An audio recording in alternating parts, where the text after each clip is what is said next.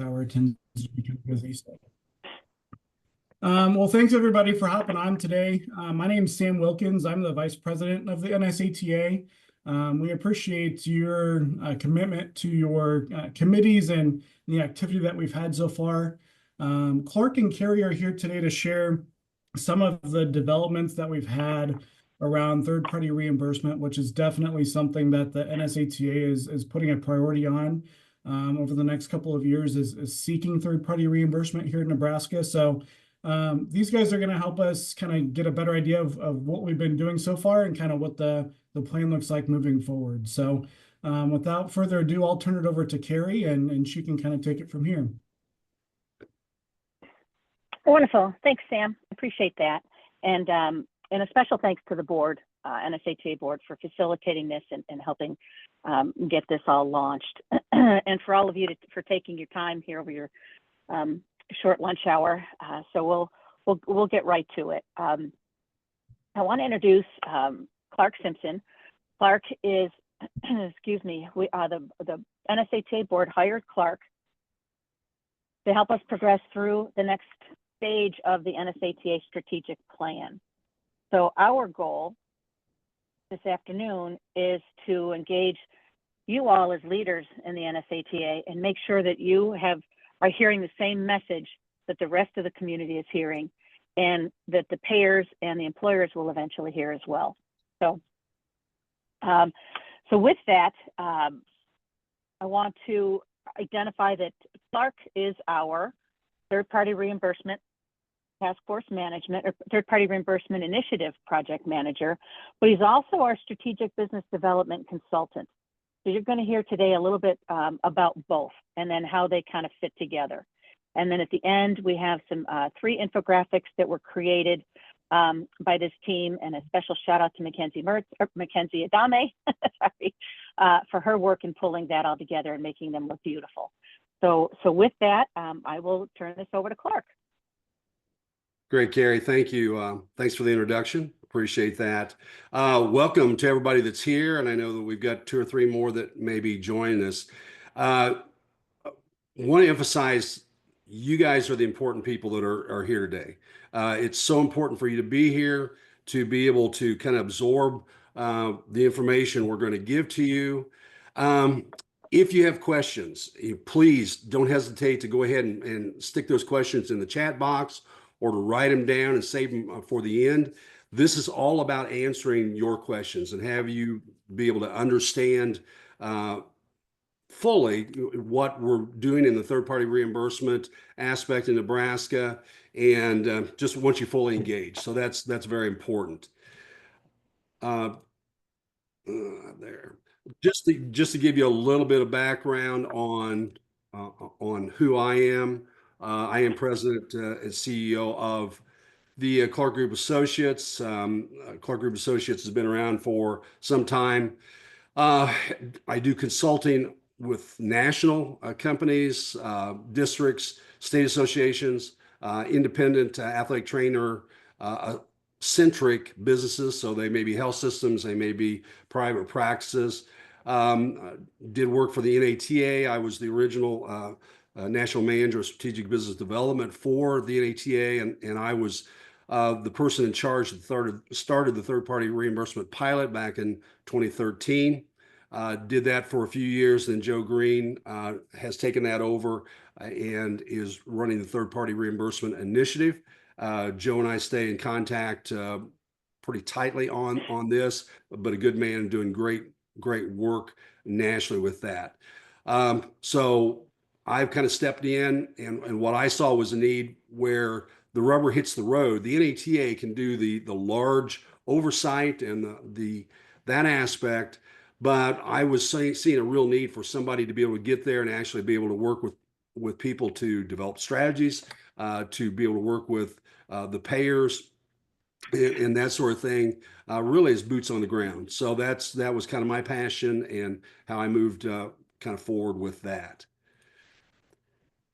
Kerry, you talked about that I am contracted with the NSATA, and I really appreciate the support of the NSATA and really the efforts that you guys are moving forward with.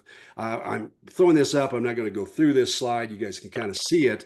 However, what's important is that we do have deliverables that the organization and myself have sit down and gone over. These are things that you all are holding me accountable to do. So it's not just, hey, we're hired Clark and we're going to turn him loose, but there are specific goals and directives that we're working on to move forward with. And so these are certainly part of those. So important for you guys to know that. And we have been accomplishing, several of these as we move forward, and we'll be talking about some of those as we move forward with it.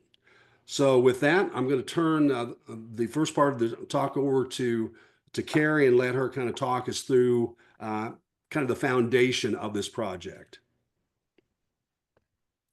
Okay, thank you. So as you all know, the NSATA or the NATA plan is something that obviously nationally we are a part of and trying to support.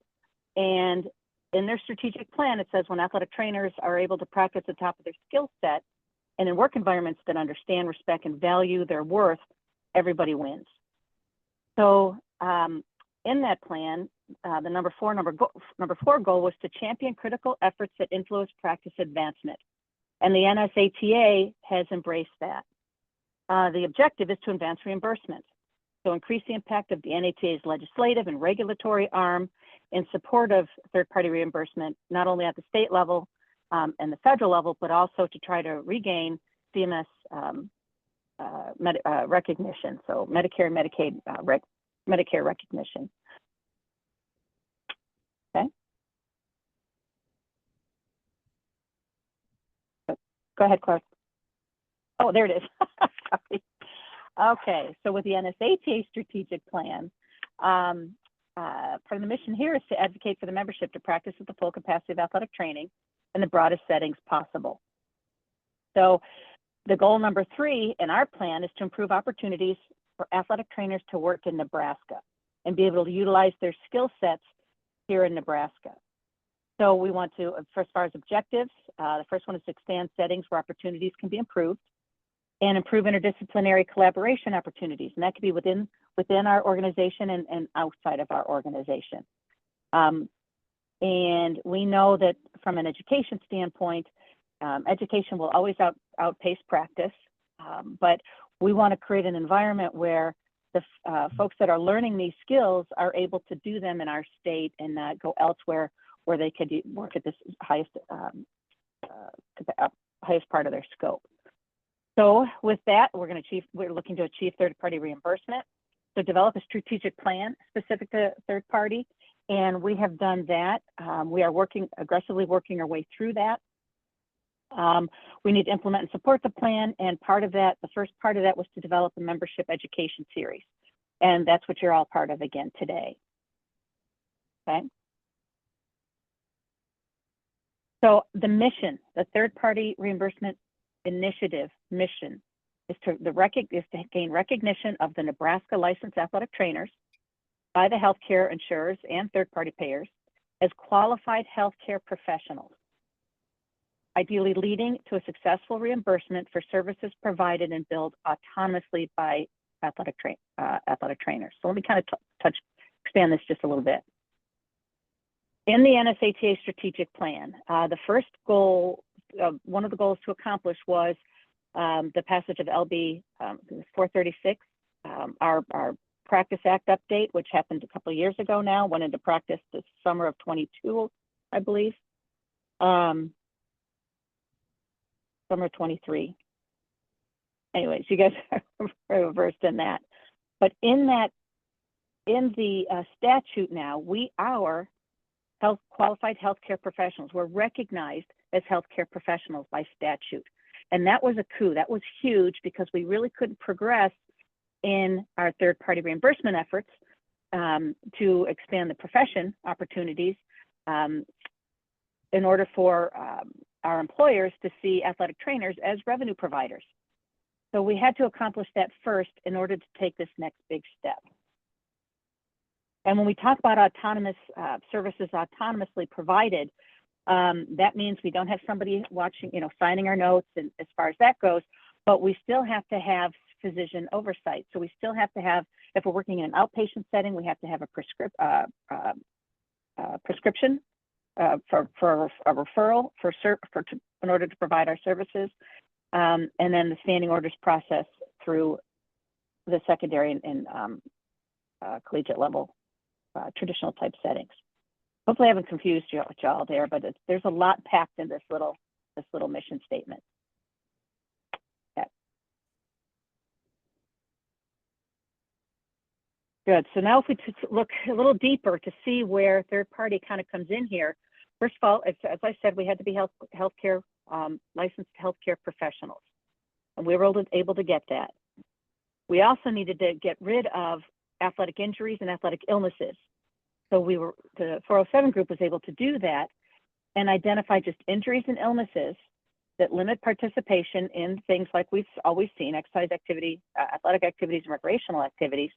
But the big piece here from a rehab standpoint is that we're able to work with those individuals that have limited participation in activities requiring physical strength, agility, range of motion, and so on, that athletic trainers, as a result of our education and training, are qualified to provide care for, and then make appropriate referrals as necessary.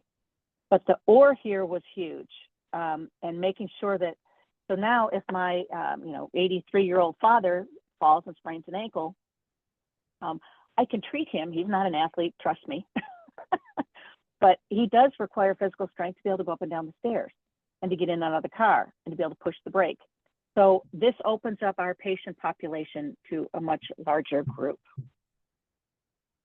Okay.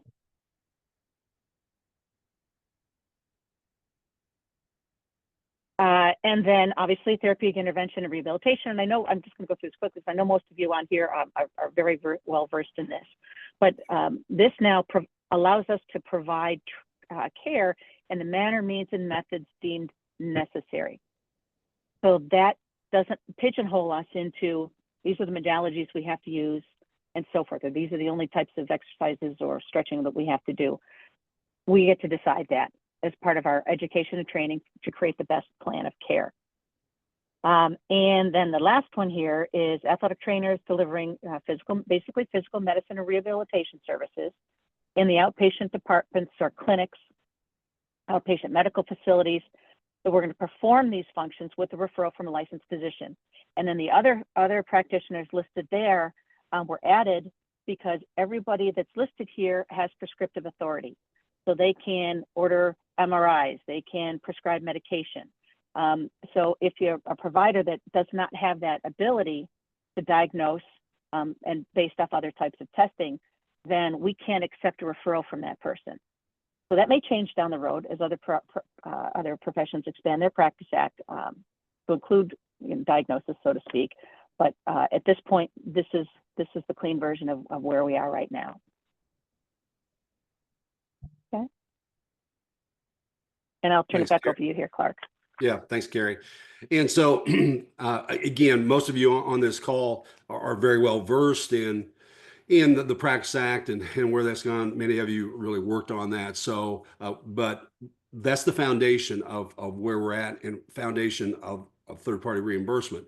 And that is information that we're going to need to be able to convey to the insurance executives, to employers, to your employers, to make sure that they understand what we as athletic trainers are capable of doing to be able to practice at our highest level there in Nebraska.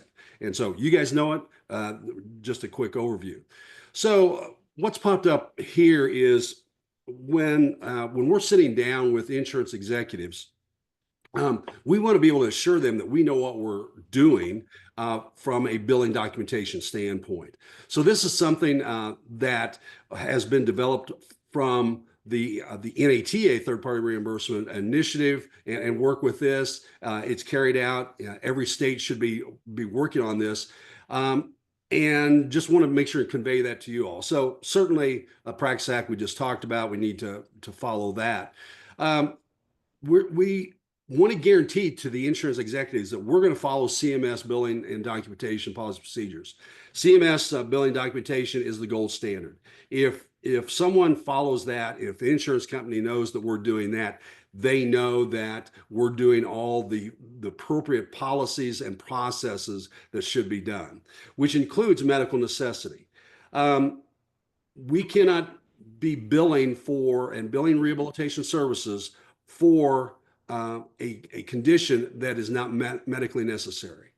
And so if any of you went out and Googled any insurance company, Blue Cross Blue Shield, Humana, Aetna, United Healthcare, whatever, you would not have to dig too deeply to find out that they are there to cover events that are medically necessary. So that needs to be established. Really, that establishment comes from the referrals. So in the Practice Act, where we're taking referrals from the individuals that are listed in the Practice Act, that's really laying out the medical necessity, for that need. And they're listing an ICD-10 code that is laying out what that is. Of course, we're going to do our AT evals and the re-evals. That's part of the work that needs to be done and established when we're billing autonomously. We need to lay out that plan of care and establish goals. Again, these are things, if you've worked in healthcare and health systems, these are very, very common. Unfortunately, they're not things when we go through our athletic training curriculum are not always laid out as and maybe emphasized as much. Now, they may be now, but they haven't been in the past, certainly when I went through and that sort of thing. Then finally, we want to assure to the insurance companies that we're going to bill appropriately for return to activities of daily life. So insurance companies are not set up to pay for a return to sport, performance enhancement, maintenance therapy, etc. And I will tell you, having sat in on multiple meetings with insurance executives, that's one of the first things that they're going to ask. Okay, you guys are athletic trainers, and they have this vision of athletic trainers and running onto the football field or the basketball court, and et cetera, hearing different things that we've done in the athletic training room and saying, we don't pay you for those kind of things. And it's kind of like, no, that's not what we're asking you to pay for. We're asking you to pay for those medically necessary rehab treatments that are being done that you're used to paying for physical therapy, occupational therapy, chiropractic, etc. So we're not asking you to consider opening up a new area. Athletic trainers are trained to be able to do this. So that's what we're asking you to do. So this is just something to be very clear and that we would go over with the insurance executives on. So what is third-party reimbursement? What's in it for you as a member and as a leader there in Nebraska? Well, first of all, and this was stated when I presented to the NATA Board of Directors back in 2013. In the original presentation, I said the number one reason that we want to get recognized or get third-party reimbursement is the recognition. We want to be recognized by major payers. Ultimately, of course, we want to be recognized by CMS. We're not there, and all of you know that. But increased recognition, when we're recognized by the payers, then we're going to be recognized, and that just kind of falls down and comes down. Creating new revenue streams, of course, to do that. Increased compensation. That is something not only for the individuals that are doing third-party reimbursement, but with increased recognition and those things that are going on, that should increase the compensation aspects. And we're seeing some of that is going on now with positions not being filled and other things. Compensation is being increased due to market need. It will increase jobs in health systems, physician, and rehab practices. So when we're able to prove and document that we can bill autonomously and we can be a revenue producer, then health systems, physician practices, rehab practices are going to hire us as an autonomous physical medicine rehab professional, and it will increase jobs. We'll increase our professional visibility, evens the playing field with other healthcare professionals. And the other thing that you all are going to learn is healthcare and insurance billing. It's not for everybody. It's not for every athletic trainer. It's not for every aspect. There are very specific areas, and I'm going to talk about those as we go along. These are the areas where we have the greatest opportunities for third-party reimbursement. Health systems, physician practices, and large physical rehabilitation practices. Those things that I've just mentioned. All of these are set up with the infrastructure to be able to do the billing, to do the follow-up, to have the resources to be able to bill for services now and wait 60 to 90 days to get payment for that. And so they're set up for that. The unlikely or the lower hanging fruit for opportunities for success would be secondary schools, college universities. If you're opening up a small athletic trainer centric practice and et cetera, and just doing athletic training, it's going to be, you probably are not going to have, unless you're independently wealthy, like Kerry, you can't do that. And so you've got to be independently wealthy and have the resources, et cetera, to get behind you. And then the on-site, occupational health, public safety, military, performing arts. I do know of instances where there's billing in some of these when we look at a national stage, but I will say it's a very, very, very, very small percentage that's going to do that. From the secondary schools, I will tell you, and I've answered questions, as we've done this presentation, the only secondary schools I've seen successfully bill tend to be private institutions that usually kind of on the East or West Coast, maybe even down in Florida on some of the private situations that are tennis facilities, and they've got individuals coming in from overseas. And so usually those are the areas where I've seen, and again, not very often, even with that, but I've not seen any public school, secondary schools that's been able to do that or done that successfully. So what can you do as we're going into this aspect and in this initiative here in Nebraska? I want you all to know that there are things that you can do. Obviously, knowing the Practice Act, and that's important no matter what you're doing, and it has nothing to do with third-party reimbursement. You got to know your Practice Act. You need to understand that billing documentation guidelines that I went over and make sure that those are being followed, because that is what's going to be shared. I need to admit somebody here. There we go. This is what's going to be shared when we're meeting with insurance executives. We're going to be sharing with them that our athletic trainers, when they're billing, are going to understand, the codes, CPT codes. They're going to understand that medical necessity is important in the documentation aspects. So those are the kind of the assurances we're going to be doing. You all, if you're boots on the ground and doing the billing, need to be following those guidelines. You have contacts, and so we're always looking for contacts. The task force and NSATA leadership are always looking for contacts that are contacts within the insurance industry.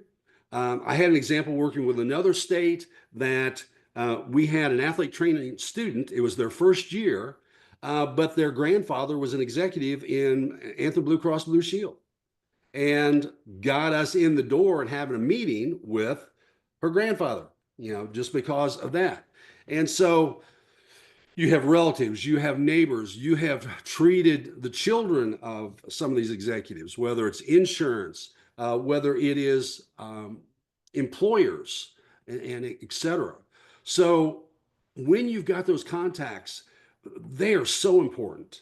And so make sure and pass that information along to Kerry and the task force team to make sure that we know about that. I cannot tell you how important you all as to understand this and to really kind of look through that, you guys have treated multiple of student athletes over time. Some of those may now be in professional situations that could do that. Or again, it very well may be their parents or relatives. Know what resources are available, and we're going to talk about those. Kerry alluded to the infographics that we'll talk about at the end. And then, last but not least, for all of us as athletic trainers to be the consummate healthcare professional. We are that model every day. Everything that we do, no matter what situation we're in, we have to be able to model that. So how are we going to get there with this third-party initiative? Well, we do have a plan, and the strategic plan is something that's constantly being revised. It's constantly being updated, but we do have plans in the education, and as far as you all are membership, as far as education and providing you all resources and being able to do that sort of thing. So that's part of the plan, and part of that plan is being fulfilled even by what we're doing today. We have plans on talking with employers of athletic trainers, and how do we market and educate them as far as what we as athletic trainers are capable of doing in Nebraska, and how may that fit into a strategic plan for the company. We have a strategic plan for insurance executives and how to move into that, how to meet with those. Who are the people we need to meet with? What do we need to be presenting? And what kind of resources do we need? So that's part of it. And that is all part of this education and marketing aspect. We need to seek opportunities to be able to do athletic training billing. And so you all need to understand this, and you need to be looking for opportunities and do, is the employer that you work with, might they be interested? Is there the possibility? Can you give us introductions and contacting Kerry and the task force, et cetera, and help us to be able to meet the decision makers in your organization to be able to talk about this? We're looking for health systems, physician practices, or whatever that will be willing to beta test with us and be able to do athletic training billing. To our knowledge, we have not been able to find anyone in Nebraska that is autonomously billing athletic training services. Now, if there are, we aren't aware of them. If any of you are aware of them, please let us know, because that would be great information for us to have. And then, of course, monitoring, collecting data as we get into that. Being an advocate for this. So whether you are ever going to bill, we hope that you as a member of the NSATA and as an athletic trainer will be an advocate for the profession and to doing that. Just like governmental affairs is a nonstop effort. I mean, we never stop looking at, from a governmental affairs aspect, of what's going on in bills within the legislature. How can we improve our Practice Act and that sort of thing? It's a never-ending process. You're never going to get out of governmental affairs. I will tell you the same thing is true about third-party reimbursement. Once you're into it, you're into it. You're continually looking at it. You're continuing to develop relationships. You're continuing to move that forward. One of the things that in working on the national level, in working with the group with that we found out, the American Physical Therapy Association, who everybody knows who physical therapists are and who they are. I will tell you the APTA in every state has anywhere between 2 and up to 6 physical therapists that are targeted to continue developing relationships with the insurance companies in their state. They continue that process, even though they're well recognized. No one's denying that physical therapists should be recognized and paid and et cetera. But they recognize the importance of advocacy in their profession to be able to move that forward. We as athletic trainers and kind of new to the game and moving into this, it's so important for us to do that and continue that advocacy as we're moving forward. So has there been success? Well, on a national level, these are the states that we can document that there has been success for autonomous billing in all of these states. Some of them more successful than others. And we could talk 2 hours just on this slide on some of the things, the individual aspects with the states. But these are things that you know, when you hear Joe Green talk in February and et cetera with that, these are the states that he will talk about and be able to get into that we are having success. No one likes to be the first to do that. So to be able to come into Nebraska and say, yes, we are successful in these states, and to be able to talk to Blue Cross Blue Shield of Nebraska and say, yes, you're not the first Blue Cross Blue Shield in the country that is reimbursing for services provided by athletic trainers. So that is greatly a great benefit. Insurance provider types. I threw this slide in here. You all may know this, but what I've found over time is that there are some people that do not understand all the different types of insurance that there is out there. Federal, Medicare, TRICARE, those type of things, we are not recognized as athletic trainers as a CMS provider or a Medicare provider. And so that is something the NATA continues to advocate for, to work forward to, and doing that. And so that is a continual process that will literally take an act of Congress, literally, for us to get recognized. So it's possible, but that is a massive undertaking.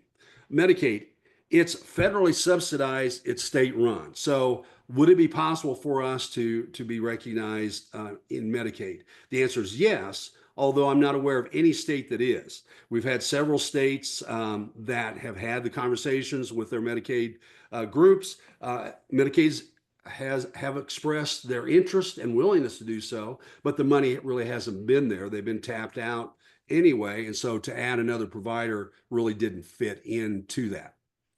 Really, these last four are what we're going to be concentrating on here in Nebraska.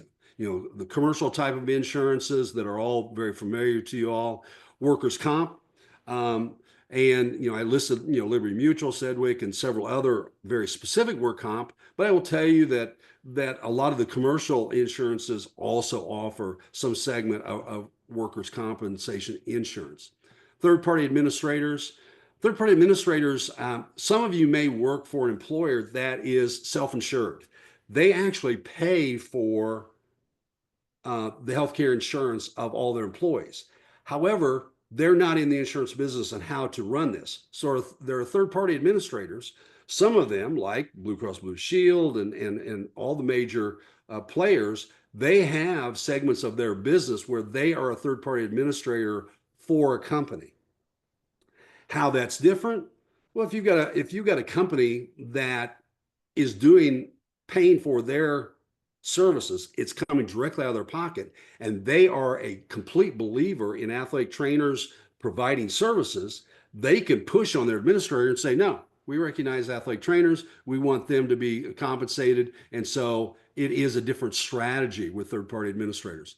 And then personal injury protection, so the auto accidents and things like that, where we can get into that as well. So we talked about what's in it for you as the athletic trainer. Well, what's in it for the employers?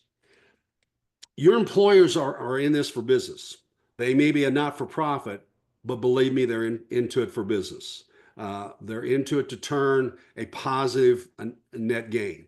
And if they're a not-for-profit, as many of the health systems are, they have to be generating a positive bottom line so that they can continue to grow, to add buildings, to add services, et cetera. So they still are trying to increase the bottom line. So there has to be a reason that they will allow an athletic trainer to come in and do that. They're not going to just do it out of the goodness of their heart. Some of the reasons that we need to look at: increase revenue. You know, can we increase revenue? Can we be an autonomous provider in a physical medicine rehab and generate that revenue? Will that help the return on investment? If they're employing us as athletic trainers, and right now most of it's secondary, but we now can then turn that into primary revenue that can improve the ROI. Increase access. So we've already had meetings with the Nebraska Rural Healthcare Association. And so do they have access to rehab in the areas where they're at? That's a question we've asked them, and to work that through. So if we can, through our efforts, be able to increase access for physical medicine rehab services is a positive. It's a differentiation from their competitors and client satisfaction. And client satisfaction, when I worked with the health system, as many of you do, client satisfaction is very important. They're looking for that. That's a marketing edge. It's something that they want to be able to put out there. They want to be able to tell and bring in that our patients love us. They're very satisfied with the services they get. That. And we have many studies out there that athletic trainers get a very high client satisfaction score. So by the work that we do and by our nature, we do that. So what's in it for insurance companies? And again, they're into it for the money. Insurance companies is a business. They are not into it in business for the health care of their clients. They are in business to make money. It just so happens the business they've got is in healthcare. But make no judgment about it. If they cannot have something that's going to be turning a profit, they are not going to get involved with it. We have to recognize that. They're not going to be altruistic and be able to do that. And just because we're good at what we do and we're great people, they're not going to bring us in. So I already talked about the access aspect. If an insurance company, they're having trouble, they do not have very many providers in a certain area of the state, or et cetera. Can we improve their access? That's not going to be true in the large cities within Nebraska, but it could be in rural settings. And so, can we improve that access? Can we improve case cost? There is a study that's going on right now out of North Carolina. That's something that the Third-Party Reimbursement Initiative, Joe Green, has worked on this, and they've actually taken data out of the Wisconsin, University of Wisconsin's health system, who have worked with athletic trainers and had athletic trainers bill for at least 15 years autonomously. And so they're taking data from that, as well as physical therapists. They're taking the ICD-10 codes, they're taking the CPT codes to be able to do like comparisons. And they've got all of this information, and they are now having a research group in North Carolina to be able to do that. It is our hope that study will be done in the next year. And so certainly Joe's going to be talking more about that. That can really be a game changer if we can have a peer-reviewed study that we can be able to present to insurance companies as well as employers. Then that can carry a lot of weight. And so of course we don't know what the study is going to show, but we are very hopeful that it's going to showcase cost, improve good outcomes, a good ROI coming out of that study. Then also client satisfaction. Insurance companies obviously are interested in good client satisfaction. I mean, people choose what insurance often they're going to buy, and so or their employer is. So client satisfaction definitely falls very much into that. So with that, we're about 40 minutes in to our presentation. So that's the Third-Party Reimbursement Initiative that we've talked about. I'm going to talk about some of the resources. I just want to take 5-10 minutes here to talk about the strategic business development aspect, just to highlight this to you. If as you see this and there are things that I talk about that you want to know more about, I'm happy to talk to any of you about these things. Kerry knows how to get a hold of me, so reach out to Kerry and the task force and be able to do that. But strategic business development is something that I do professionally in my consulting practice, and I do that for I am the co-chair of COPA within Indiana, and so I do this within our own state and that sort of thing. So what's in it for you as an athletic trainer in whole strategic business development? These are just a list of some of the things that can work on. You may have an employer that's wanting you to start a new program or a new business, et cetera. I will tell you the national COPA, in talking with the national directors of COPA, they've told me that 80% of the calls that they get from COPA is from athletic trainers asking, how do I get started? How do I start a new business? How do I start a program? And so a very important part of strategic business development is just knowing what you need to do. Exposure to cash or contract revenue opportunities. Again, I've worked with independent athletic trainers literally all over the country in starting practices. All of them have been cash and contract. None of them have been third-party reimbursement on those practices. How to develop a business plan, which kind of goes to number one, and walking through that, and what all do you need to consider? What needs to be part of a business plan? How to expand your professional opportunities. You're a secondary school athletic trainer, your college, university, you're happy with what you're doing, but you'd maybe like a side gig to do that, or you may want to start a program within your college, university, or secondary school that may be a revenue generator actually for the athletic training or sports medicine program. There are opportunities that I've seen nationally and help with. How to sell yourself.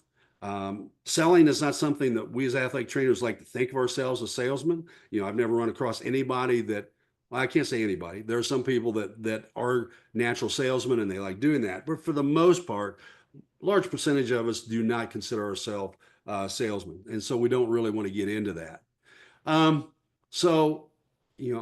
got an area, and we'll talk more about that. Also, as far as negotiating, how do you negotiate? What do you need to consider when you're negotiating? And that's something that I've talked to multiple college universities. I'm reaching out to the college universities in Nebraska. I've got a presentation called "Show Me the Money" that talks about all of these type of things, and the last part of it is really negotiating, and had success with one of our colleges in Indiana State last year.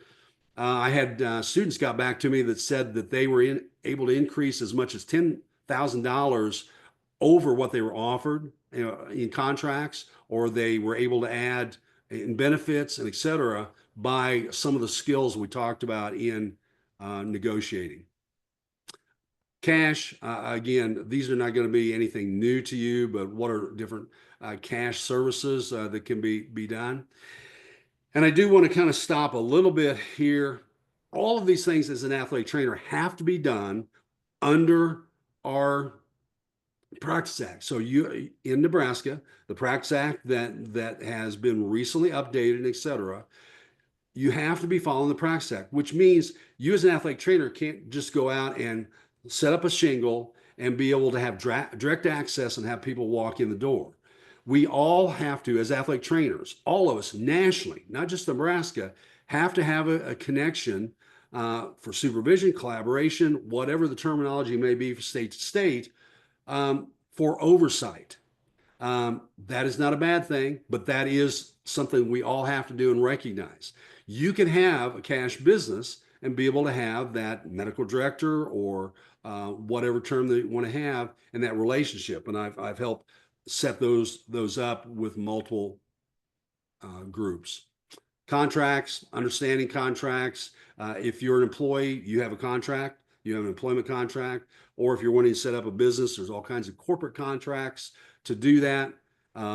You're talking about doing your homework, data collection, what you need to do, understanding the market, etc. Talked about selling and how to sell yourself. I'm about relationship development, really not selling. So I hate what I call a slick Willie sales approach, or what all of us probably think of maybe with car salesmen, et cetera, and trying to get us to buy. I'm really about client-focused selling, relationships, et cetera. And I really teach it on a dating model. And if you're interested in that, give me a yell, and love to spend some time. We could spend a couple hours just kind of talking about that. But it's really about developing relationships and moving forward with that. And then negotiations. And these are just some of the tips for successful negotiation that we've got. I'm not going to go through all of it, but I will go to the number 7 on here. Do not negotiate against yourself. What I mean by that is when you're, your first job, your 4th job, whatever, and you're offered something and you want to ask for more money, a different benefit, time off, whatever the thing may be. All too often, we will outthink ourselves and go, oh, well, they would never offer that. Or if I asked that, that'd be too much. And we talk ourselves out of even making the ask. We're negotiating against ourselves. Don't negotiate against yourself. Now, you can't be stupid and ask for $1 million for the contract and whatever. So we do have to be reasonable in our ask. But if you don't ask, you're never going to know. And it doesn't hurt to get told no, or that's not possible. Sometimes it's no, we can't do that. But hey, we can keep that under consideration. And that's something maybe we can look at next year or whatever. So don't be afraid of making the ask. Do not negotiate against yourself. Some of the resources, want all of you to know, the Clark Group Associates, I've developed a Business of Athletic Training Academy. I used to have these set up for CEUs, working with the BOC. I no longer do that. These are all free podcasts on Clark Group Associates. So you can go out there. There's like 28 podcasts on all kinds of business aspects, range anywhere from 35, 40 minutes up to 2 hours. And again, they're free. You're not going to get CEUs, but they are topics on business topics from many different leaders throughout the NATA.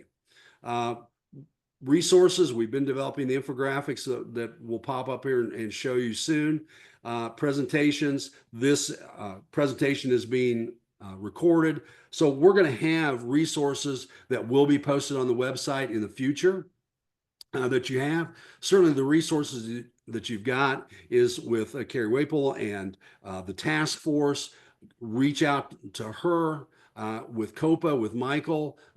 So there's many different resources that you've got. And what I found working from state to state is a lot of athletic trainers just don't utilize the resources that leadership within the state have worked really hard to post and to get there. So look for those things. And then the same thing is true with the NATA. The NATA has lots of resources on business, reimbursement. A lot of the things started back when I started back in 2012, 2013, and started developing this. The third-party reimbursement group with Joe Green, et cetera, has done tremendous work with that. So there's a lot of resources that are within that. With that, that really is the presentation that we've got there. Kerry, I see that you're there. While we're looking for questions, I don't see any questions popping up in chat. If you could kind of take maybe questions, and I will pull up some of the infographics. Sounds good. Thanks, Clark. I hope this helped for you all to have a better sense of why, when, where, and how, so to speak, of this initiative. A couple things. One, I want to let you know Danielle Kleber is on the call, and Danielle is the Third Party Reimbursement Initiative Task Force co-chair. So she's been instrumental in pulling a lot of this together, as has Cassie as well. If you don't know, just a reminder, your task force, so it's myself, Danielle, Rusty, Mike Roberts, Bill Murphy, and Samantha Wilson currently. So we are here looking for conversations. So please don't hesitate to reach out. We can connect you directly with Clark very easily. But we need your feedback too. You know, is this been worthwhile? Do you have any ideas on how we can make it better? You know, are we reaching the right audience? That sort of thing. When we do talk about meeting with employers, just a little side note, some of you guys are going to be involved with this. We're looking at the institutions across the state that have clinical athletic trainers. And within that, we'd like to make sure that they're educated on this and look for opportunities. If for some reason, you know, there's opportunities within your rehabilitation department or some ways to expand, we're going to kind of look at those with you all, and then look at the possibility of meeting with your employer. What would that look like? Who would we talk to? What would the process be? So I just wanted you to know, so Children's is set up for that this week. I think Rusty and his staff is set up for the beginning of November. So we are trying to work our way through that as well. Okay, I think, and then we'll kind of go through the infographics. Clark, if you have. Sure. So the first infographic we've thrown up here is just what I would call a very generic aspect of who are we as athletic trainers, and you know, lists out, you know, the Practice Act, you know, definition that we've gone through, tells, you know, how many athletic trainers, licensed athletic trainers we have in Nebraska. Our Practice Act, somebody can look up what our educational background is, you know, who we serve, and some of the high points that we've got. When would you use this? If you've got that, this could be used for your family. You know, how many of us go, okay, what are you again? What's an athletic trainer? What do you guys really do? Okay, you can use this for your family, but utilize it for employers, for, you know, people. This is a good segue just to who we are as athletic trainers. Then we have one developed specifically for billing healthcare insurance. And so has some of the same information as far as defining the athletic trainer and listing how many licensed athletic trainers in Nebraska, who we treat, and et cetera. Talking a little bit about if I'm sitting with the insurance company, I want them to know it is in our Practice Act that we work within hospital outpatient settings, and that we have referrals from these individuals, and et cetera. So we are licensed to do this. And then kind of the second page with that is really kind of talking about the billing guidelines. Again, if I'm talking to that insurance company or that employer, hey, these are the things that we commit as athletic trainers we follow in doing our billing and documentation. Some of the recognitions that are important that we've pointed out in our history, and let them know that, yes, we are recognized by the AMA. We are recognized by CAQH as healthcare professionals. You know, the Hospital Association recognizes us. Talk about CPT codes. CPT codes are not profession specific. I don't know how many coders and billers I've talked to over time that believes the 9700 series, the physical medicine and rehab CPT codes, are physical therapy codes. They call them that. Oh, those are the physical therapy codes. No. They're physical medicine rehab codes that are utilized by multiple professions. And if you're a licensed healthcare professional, as we are in Nebraska, and you're providing that service, we can utilize those CPT codes.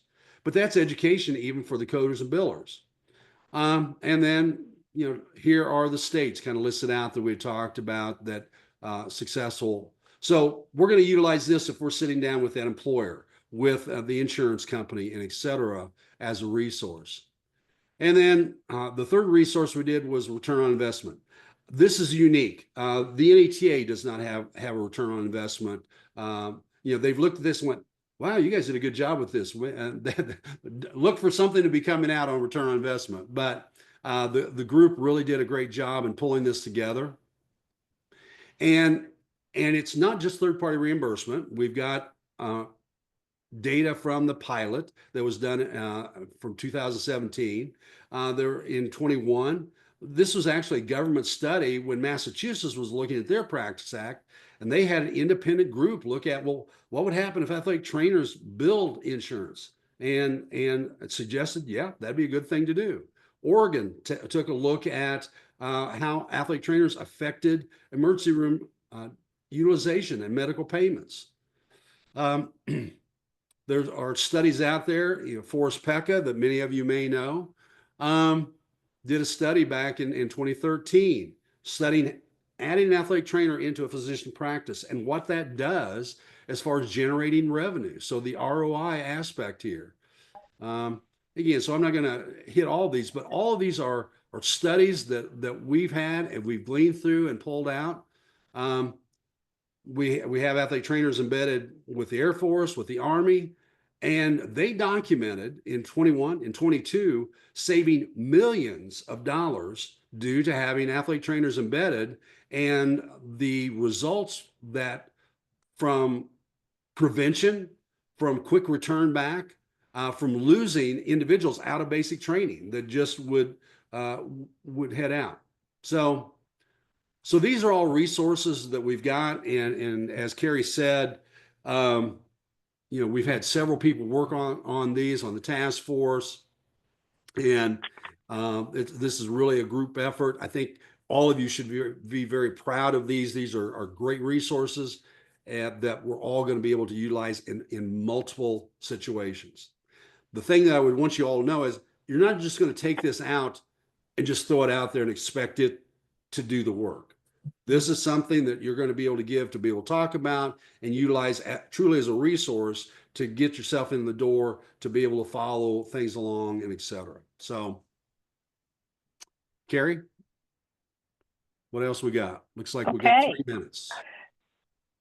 Well, first of all, when the third-party infographic, there's a picture of myself and the governor at the time.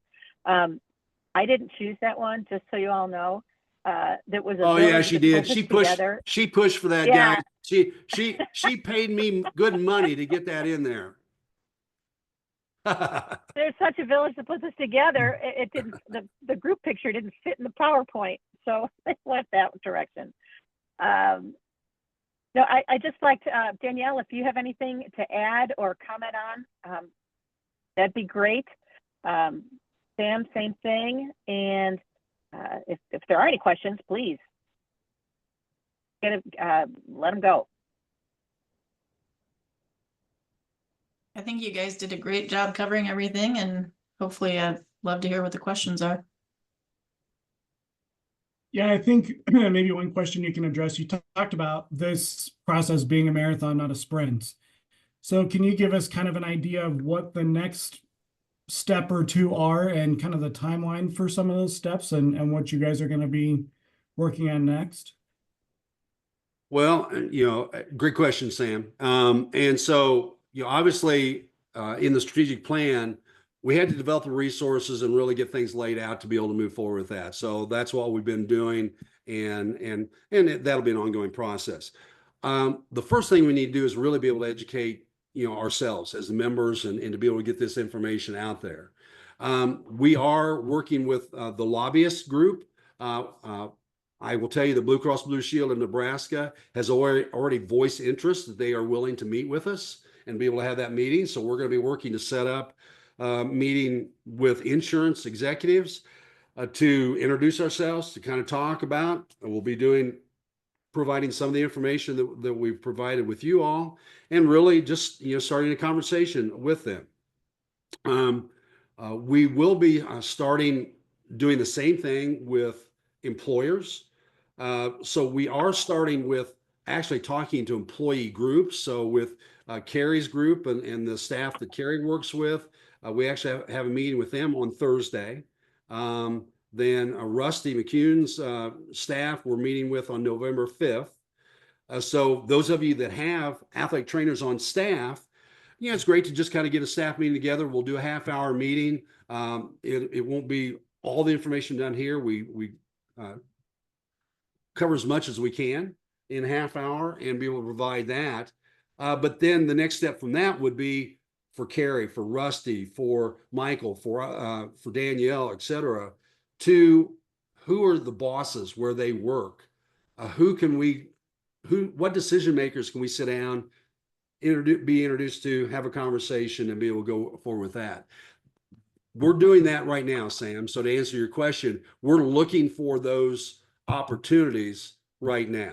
So we're moving forward with setting those meetings up. And it's a process. Absolutely. Well, I appreciate that. And I think we've kind of hit our time for today. So unless there's any other questions that I see, Kerry and Clark are both very accessible via email and phone call as well. So feel free to reach out to those guys if you've got questions. On behalf of the board, we're excited about this project. We're excited to see the momentum that it has, and something that we definitely are invested in and trying to improve patients' access to athletic trainers in Nebraska, and doing that through Party Reimbursement. So Kerry and Clark, thanks so much for being here today and kind of sharing some of this progress with our members. And we'll look forward to kind of following this over the next several months and continue to see what you guys are doing. So. Absolutely. Thanks, everybody.